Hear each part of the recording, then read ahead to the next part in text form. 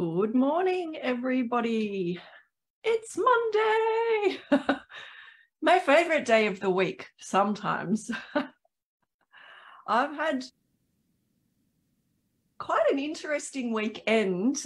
I co-facilitated a retreat yesterday, just a one-day retreat with some lovely ladies, and it was just spectacular. The day was amazing.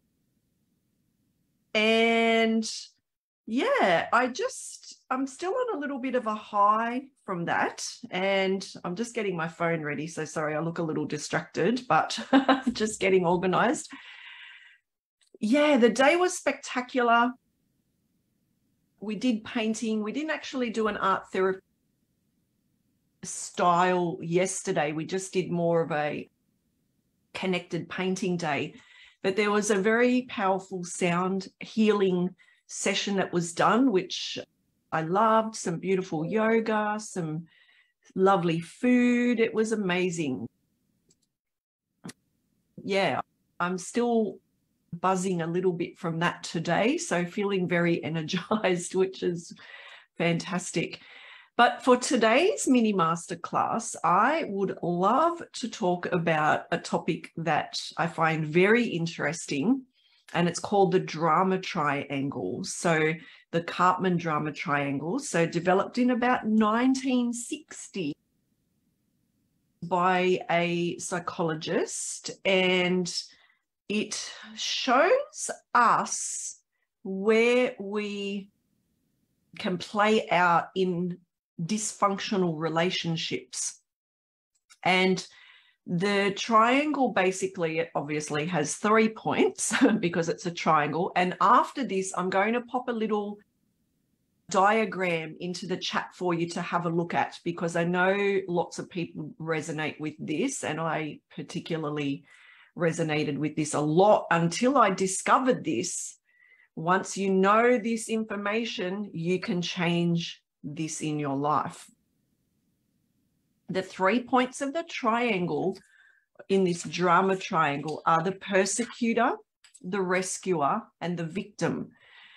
Now, sometimes in relationships, and it may be us and a child, us and a partner, us and a parent, us and a co-worker, or co-workers around us, the drama triangle can be anybody. But being able to recognize where you're actually showing up in these spaces is it's quite interesting when you can see this in you and in your life, and whether you're doing some of these things.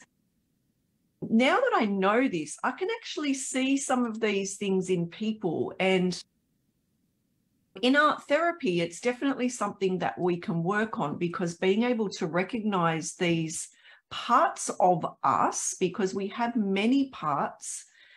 And last week I talked about the archetypes and how we show up. This drama triangle is quite similar. It's parts of us that move into different places, and we play things out for ourselves and our lives. But until this information, you can't really change the way that you do things. But when you know the information, because knowledge, I say knowledge is power, but knowledge is amazing for us, because when we know, we can change. And I know change is a hard thing. That's a topic for another day. But I just want to talk into the aspects of this drama triangle. So being the persecutor, you don't actually value other people's views. So this can be an angry person, an aggressive person, a judgmental person, a person that may be a bully or very demanding or spiteful. So the persecutor is somebody that basically does not value you or your views. They can then drag you into this drama triangle. So the next part of the triangle is the rescuer. And this is the part that I sometimes have and do fall into, is this is the mode of a person that doesn't value other people's capacity to help themselves. I know, interesting. So they appear self-sacrificing, over-helpful to facilitate. They like to be needed, and they're prone to meddling unnecessary. So have you ever had one of those friends that are like, oh, I can help you, let me help you? Rescuer. So being able to identify if you're this person, you're actually taking away another person's power by being a rescuer. And then the final part of the triangle is the victim. So this is the mode where a person, an individual, does not value their own self and they give it to others. So either the persecutor or the rescuer.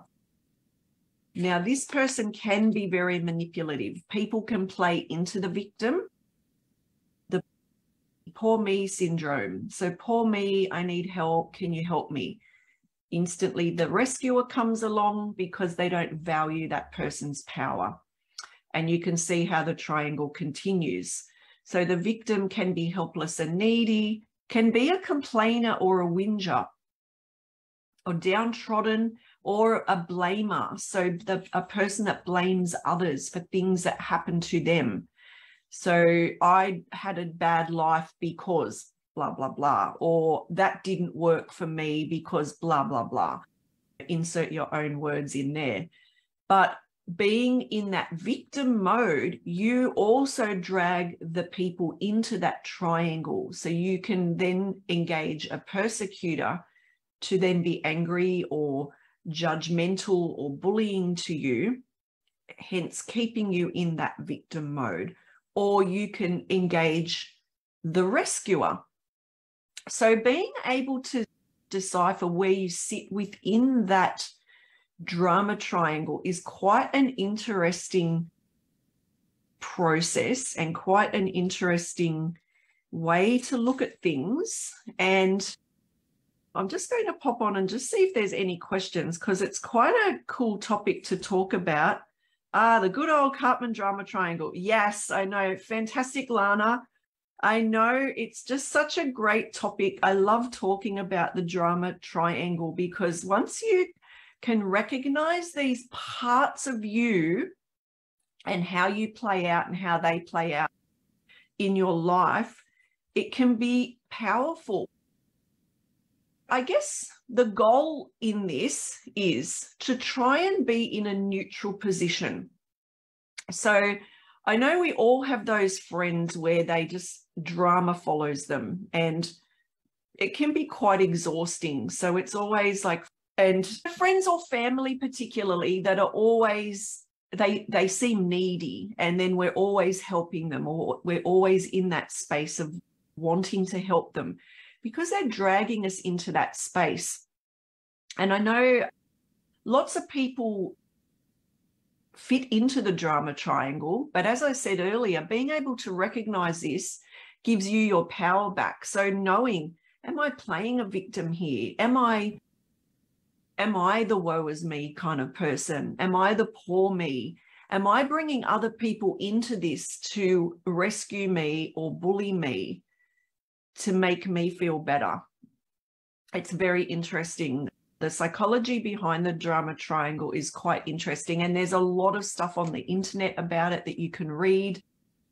There's traits of all of the parts of the drama triangle that you can actually look up and read about. Very insightful. Once you start reading into these, I've only given you a very small snippet today of the parts of the drama triangle, but once you start reading the larger components of these parts, and you can really start to look into it from a self perspective, from your own perspective, and whether you are in this space, whether you have other people that try and bring you into this space. So being able to say no is a powerful tool to make you not enter into the drama triangle. So being able to say no to somebody, super powerful. that can keep you out of that triangle. Also, not engaging in somebody else's stuff, I'm going to call it, somebody else's thing. The poor me, don't engage, because you're taking their power away. You are actually not helping them by being that rescuer. You're not helping them. So where you think you may be helping a person, you're actually taking away their power even more and keeping them in that victim mode. And this plays out a lot in families where there appears to be, or there is a want of a power person who may be the persecutor, and where they are judgmental of people. And I know this has played out in my life a lot, where I've had persecutors, which pushed me into the victim mode. And once I recognized these parts of myself and worked on that and healed that, I could then move on and say, no, I'm not going into that space again. So being very aware of this. So I'd love to hear your comments on this. Have you heard of the drama triangle before? Have you looked into it? Found it interesting? And when you start looking into this, is where you can really get some very valuable insights into you as a person. In art therapy, we work through the drama triangle through art processes, and we look into where we actually fit into this triangle through some subconscious work and unconscious work, where we go into a different state of consciousness and work on those parts of us that may be just sitting there that we didn't know existed, because that's another thing where sometimes we don't know we're actually playing out these roles. Yes, Ashley, it's hard to say no when it's your daughter. I'm struggling with that. She's almost 18. I had her young. I made mistakes, but no amount of apologies or repeating is good enough. I feel like I'm around for an emotional punching bag. Yeah, I hear you there. I have adult kids, and I'm a little bit the same, I've got to say. But learning to say no is a really powerful lesson for us, because these people can stand on their own 2 feet. Even young children need to learn the value of this as well. It can empower them. And actually explaining this to your daughter, you could explain this particular process to your daughter, and it's something that you all could get something out of. It's a very valuable process, and it's quite a simple process to really uncover and look into. And once you start reading the meanings behind the parts that we play, it really makes so much sense in our mind. And it's quite, I won't say easy to change, but it's quite easy to recognize when you maybe need to make a change. And that's definitely something that I work with clients on. In business, particularly, which is where I love working, we play out the drama triangle in work situations. So you may be an owner or a boss with employees. And have you ever blamed an employee for something that's gone wrong in your business? Very interesting. And was it really their fault? Or was it your maybe lack of guidance or leadership that made them make that mistake? And now you're blaming them. So you become the persecutor, putting them into that victim mode. So you can see how this can play out in workplaces and within teams as well. In teams, that this can be quite an interesting thing to watch, where you have team members working within this drama triangle.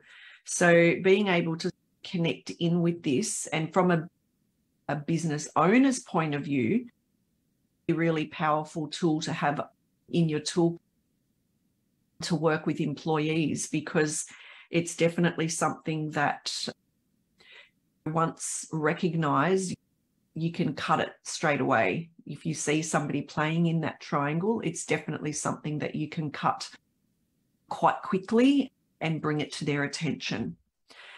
So that's it for today. I know that was a lot of information about the drama triangle, and I look forward to talking with you all again. That's it for me for today.